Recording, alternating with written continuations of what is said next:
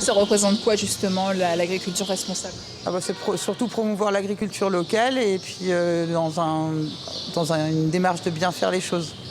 Pour le client? Pour le client, même pour le producteur, pour la nature et pour la Calédonie en règle générale.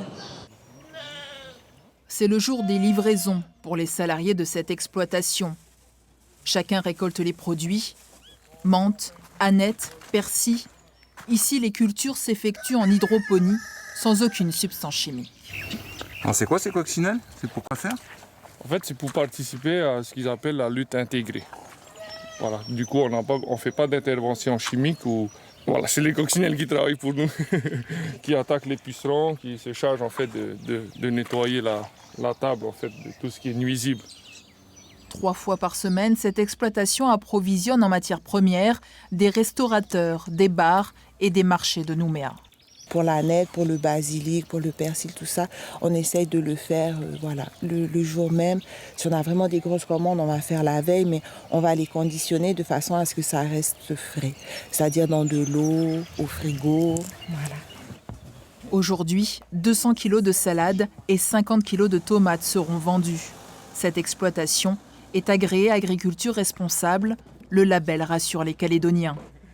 De la culture hors sol à l'assiette, il n'y a qu'un pas.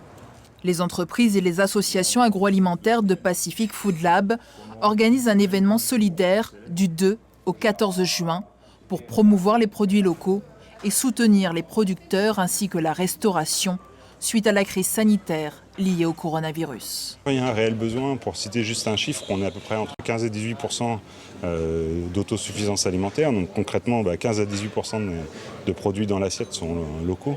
Il y a une vraie marge de progrès et il faut que tout le monde progresse en même temps. Il n'y a pas que le Calédonien qui doit acheter plus de produits locaux. Il y a aussi les transformateurs qui doivent en transformer, en mettre un peu plus dans leurs recettes et les producteurs aussi qui doivent augmenter leur capacité de production. C'est pour ça qu'il faut que tous ces maillons avancent en même temps. La quinzaine des produits locaux sera marquée par de nombreux ateliers sur la Grande Terre et les îles Loyauté.